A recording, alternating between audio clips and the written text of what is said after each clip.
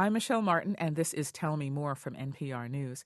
Coming up, the Obama administration has just issued the guidelines on how the new program to help children brought here as undocumented immigrants will actually work. We'll hear more about that from a member of a group trying to get the word out and help young people through the process. That's in just a few minutes. But first, we want to talk about the terrible shooting at a Sikh temple on Sunday. A gunman opened fire in the Sikh temple of Wisconsin yesterday, killing 6 members of the congregation before he was shot dead by police. A police officer and 2 more people were wounded. Here's Simran Kalika. Her entire family was at the temple during the shooting, including her uncle, who was among the 6 who were killed. It's so scary to know that just like this, everyone could be gone. You know, my brother, I rushed home when I heard, just hoping that my little brother was just sleeping. When everyone was there. The shooter has been identified as 40-year-old military veteran Wade Michael Page, and local authorities describe the shooting as an act of domestic terrorism.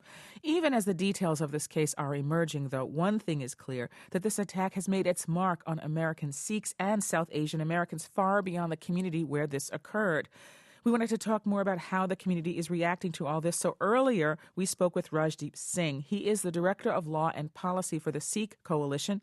Deepa Iyer is also with us. She's the Executive Director of the group South Asian Americans Leading Together, or SALT. That's a civil rights group. She's previously been a guest in our Beauty Shop Roundtable, and they were both with us in our Washington, D.C. studios. Thank you both so much for speaking with us, and I'm sorry to be speaking with you about these terrible events, but thank you for coming.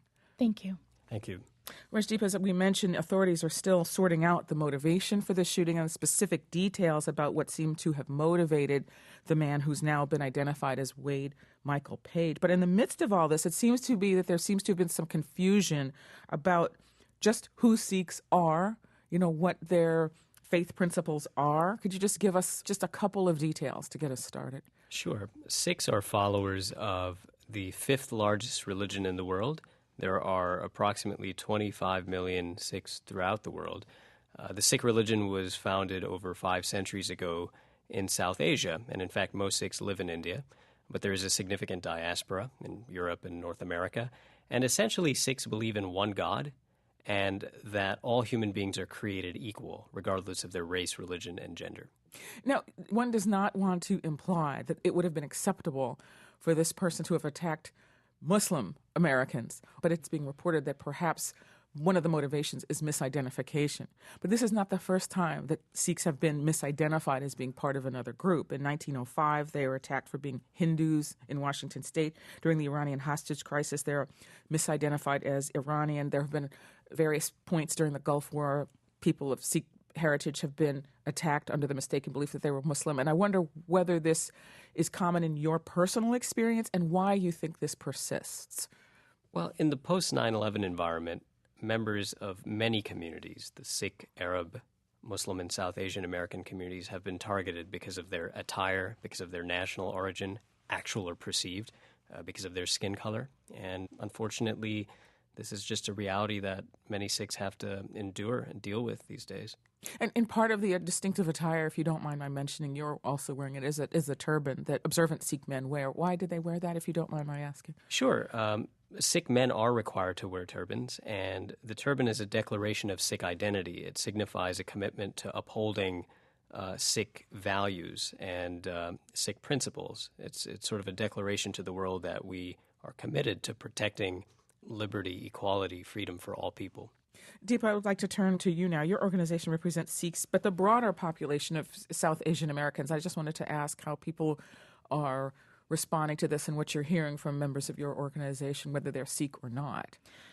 Yeah, Michelle, we've been hearing from members of the community for the past day, Sikhs, Hindus, Muslims, South Asians, Arab Americans. And, everyone is shaken up. Everyone is really shocked at the fact that this happened yesterday.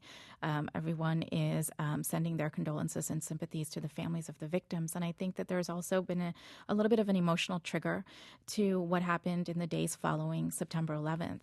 As Rajdeep mentioned, our communities endured an unprecedented level of backlash in the form of hate crimes, discrimination, profiling. Well, give us an example of that, if you would. If you have some hard numbers, I'd be interested to hear them, or give some specific examples examples. Sure.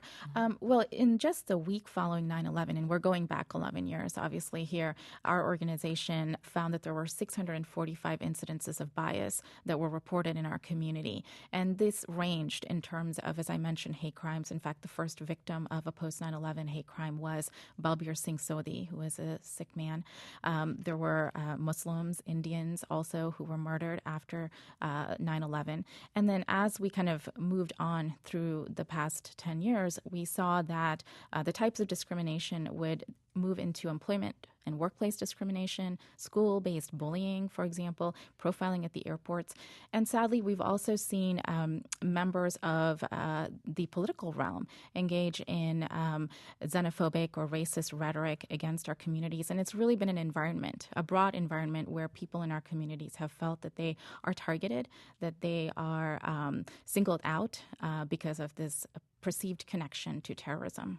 If you're just joining us, you're listening to Tell Me More from NPR News. I'm Michelle Martin. We're talking about yesterday's tragic shooting at a Sikh temple in southern Wisconsin. Our guests are Deepa Iyer of South Asian Americans Leading Together, or SALT. That's a civil rights group aimed at the particular concerns of South Asian Americans. Also with us, Rajdeep Singh of the Sikh Coalition.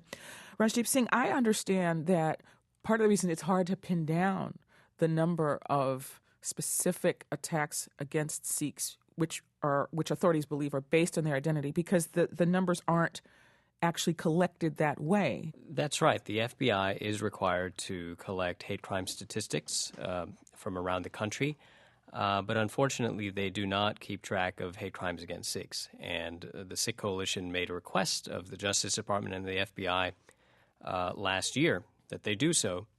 Unfortunately, they did not. And earlier this year, Congressman Joe Crowley from New York and more than 90 members of Congress made the same request of the FBI. And we're hoping that in the fullness of time they will begin to document hate crimes against Sikhs. After all, more broadly, how are they described, though? They're not unrecorded, but are they described more broadly as attacks against people based on religion, or they're presumptively documented as anti-Muslim hate crimes. Anti-Muslim hate crimes. Right. And although it is the case that many Sikhs are targeted because of anti-Muslim bias, they may be targeted because they are Sikhs.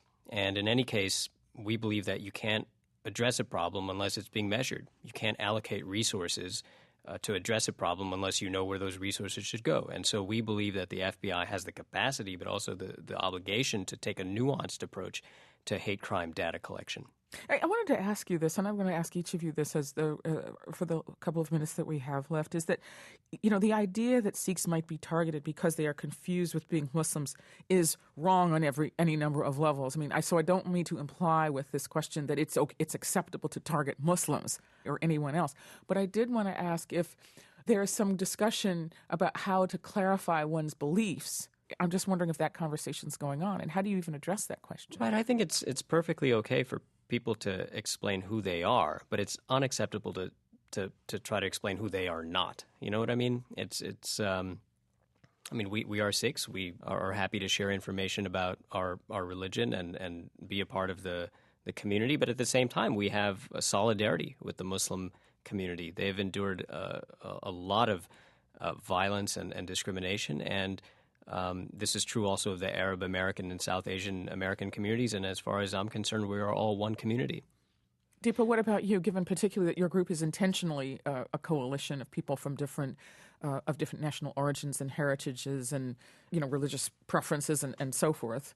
How do you address this question? We also have seen members of our organization, our community, whether they're Sikh or Muslim or not, come together and be united and feel that we have together as a community endured the same type of discrimination, the same type of racism over the last decade.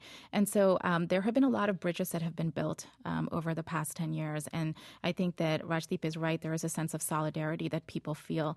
And it is really more important for us to talk about what kind of country that we want to live in when we have a country that is full of people of diverse religious backgrounds and national origins. How can we create a country where people feel safe in their place of worship, in their schools, and in their workplaces? And that's really what we hope is going to be part of the conversation that we have as a result of this tragic incident yesterday.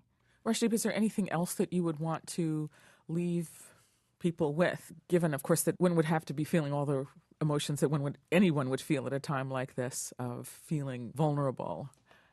Yes, A sense of pain at the specific losses that have been suffered. But is there anything else that you'd want people to know at a time like this? Yeah, apart from offering our thoughts and prayers to the families of the victims, I just want to make 2 points. One is that this isn't just an incident. This wasn't just an attack on the Sikh community. There was an officer who was injured in the line of duty who was not a part of the Sikh community, who was attempting to protect them and who may have averted an even bigger tragedy. And so that needs to be noted and appreciated. The other thing I'd like to leave you with is that although it is good to be vigilant, we shouldn't allow fear to govern our lives. All of us have to move on and continue to hold our heads up high and be proud of who we are and be proud to be a part of this country and this community.